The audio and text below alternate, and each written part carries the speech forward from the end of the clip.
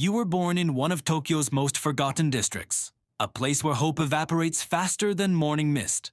Your parents disappeared when you were barely old enough to remember. You don't have photos of them. Your only memory is a blurry melody, the sound of a shamisen. That obsession pushes you to do reckless things. You often sneak into wealthy neighborhoods just to hear traditional music. One day, you find an old shamisen in a pawn shop. The owner tells you it costs 50,000 yen. You have exactly 24,000 yen saved by skipping meals. The owner accepts your money with a smile. What you don't know is the shamisen is worthless. You run home clutching it, thinking this changes everything. Suddenly, a black hood goes over your head. Brutal hands drag you without mercy. You try to fight back, kicking wildly. A cold voice whispers they'll slice your throat. You freeze, trying to control your panic. You realize you've been kidnapped. You tell them you're an orphan. Nobody will pay ransom for you. They laugh harshly at that. One says that's perfect. They're looking for someone nobody will miss. Terror floods your system completely. You fake a panic attack violently. You scream you need the bathroom now. Disgusted, they stop the van. They tie you to a dead tree. But an old Yakuza taught you escape techniques. You flexed your muscles while they tied you. The second they turn away, you slip free. You bolt into darkness fast. They're big and slow. You're small and quick. You're free now. But you stop dead suddenly. Your shamisen is still in their van. A suicidal madness takes over completely. You turn back and grab it. You flee into the night. You reach your hideout safely. You start to play immediately. The strings are out of tune. Your technique is clumsy. But to you, it's beautiful. You enter a complete trance. The neighbors bang on your walls. They scream threats loudly. Unable to stop, you move outside. You drag the shamisen into the alley. But you're so absorbed. You don't hear the engine approaching. It's the same van returning. They spot you first. A brutal blow knocks you down. The beating is savage. The violent one grabs your shamisen. He sees it as a weapon. He lifts it high. He smashes it against your skull. The world turns red. He's about to kill you. His partner stops him. If they kill you now, they need another victim. The deadline is 1 hour. Your life is saved by logistics. Half dead, you're dragged back. You wake in a warehouse. Your head throbs badly. When you try to remember, there's nothing. You don't know your name. The blow erased your identity. Around you, dozens stare blankly. A massive tattooed man walks in. He introduces himself coldly. You are no longer human. You are recruits now. You'll learn to kill or die. A teenager stands up defiantly. He screams his father is important. He demands release immediately. The instructor walks up silently. He beats him unconscious in seconds. He says, your connections mean nothing. He drags you all outside. Run 20 laps, he orders. If you stop, you get beaten. If you fall, worse. You run until your lungs burn. Dinner is consumed in silence. Only when lights go out do whispers begin. One by one, men say their names. They're clinging to their identities desperately. When it's your turn, nothing comes. You don't remember who you are. Someone laughs in the darkness. He says you have goldfish memory. From that night, they call you Kingyo. That amnesia becomes your best defense. The next day, hell begins. Your alarm is a scream at 4 a.m. The training breaks your spirit systematically. You run marathons carrying heavy rocks. At noon, you practice live ammunition shooting. Afternoons are brutal knife combat. Nights are anatomy lessons. You learn how to kill efficiently.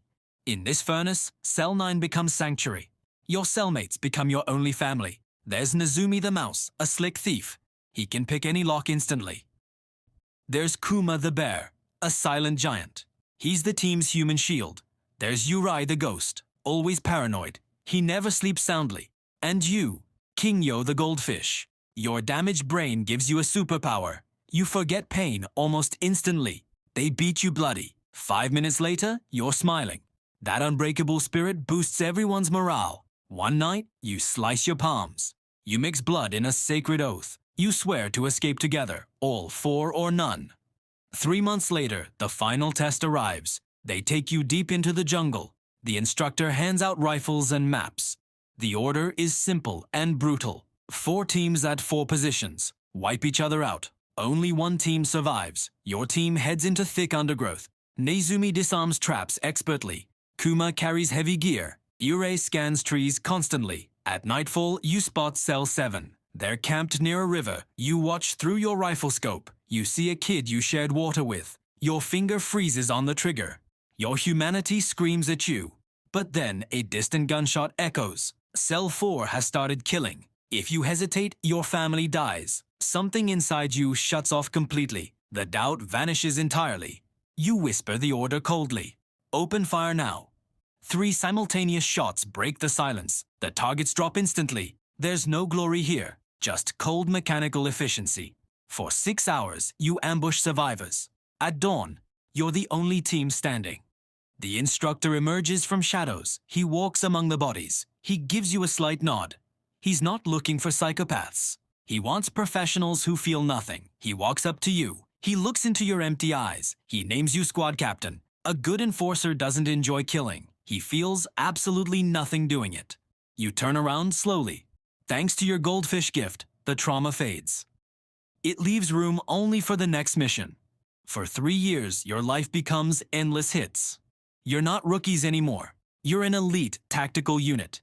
Your coordination reaches telepathic perfection. The first major mission arrives. The target is a rival accountant. He's having breakfast in a crowded restaurant.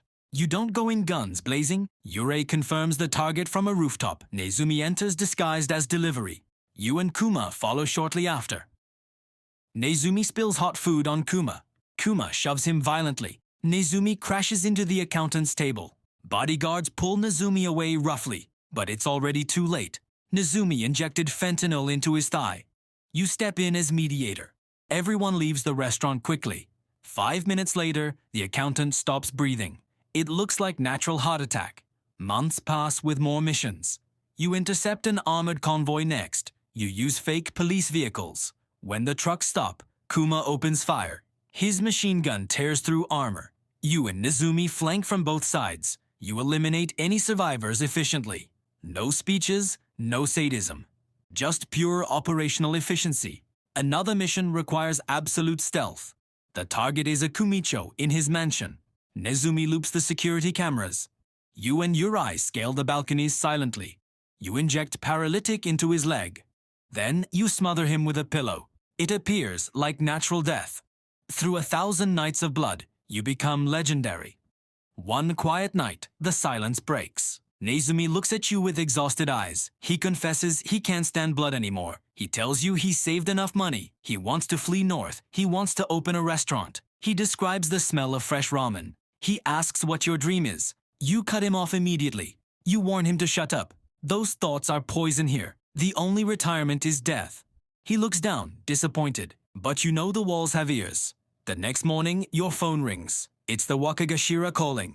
His voice is disturbingly calm. Nezumi has disappeared with syndicate cash. He's been marked as traitor. The order is clear and brutal. Find him and kill him, or your whole team dies. You have no choice whatsoever. You gather Kuma and Yurei. Nobody says a word. The air is impossibly heavy. You know where he'd go. He's saying goodbye to his mother's grave. You find him there kneeling. When he hears your footsteps, he doesn't run. He turns slowly to face you. There's no surprise on his face, just infinite sadness and acceptance. He knows if others catch him, they'll torture him. He knows you are his only mercy. Kuma looks away completely. Yurei grits his teeth hard. The responsibility falls on you. You walk up to him slowly. Nezumi gives you a weak smile. He tells you at least he tried. He asks for one last favor. Make it quick and painless. He pulls out a crumpled photo. It's a sketch of his dream restaurant. He presses it against his chest.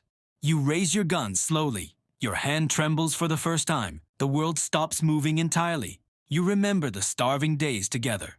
The shared laughs in the cell. The blood oath you took.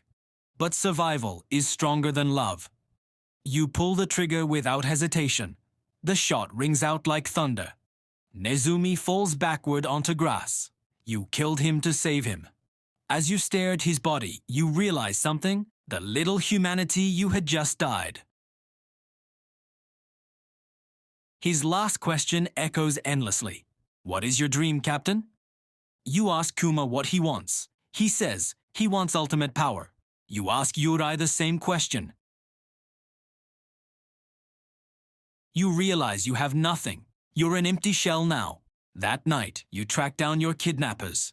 You drag them to a basement. Pain loosens their tongues quickly. One screams about a broken shamisen. That phrase unlocks your brain.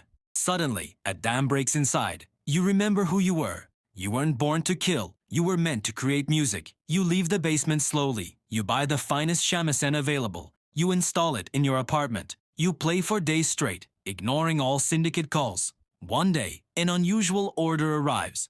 Destroy a luxury vehicle remotely. It looks like easy money. You complete the mission successfully. You ask to be dropped downtown. There's a shamisen concert tonight. For once, you choose passion over duty. Your teammates laugh at your hobby. They drive away smiling. You don't know that's the last time. The car belonged to your own lieutenant. Your team is being used as scapegoats. While you sit in the theater peacefully, your brothers die.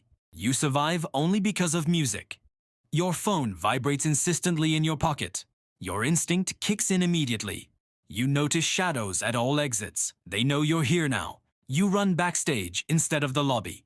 You bump into a masked assassin. You recognize his eyes instantly. The betrayal is complete.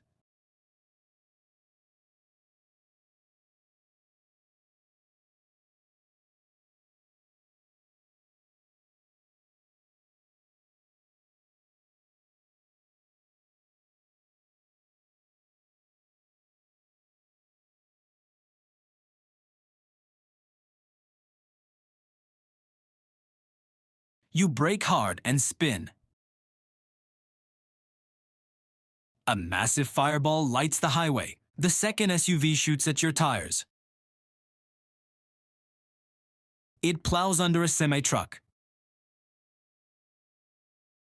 You enter a long, dark tunnel. You kill your headlights completely.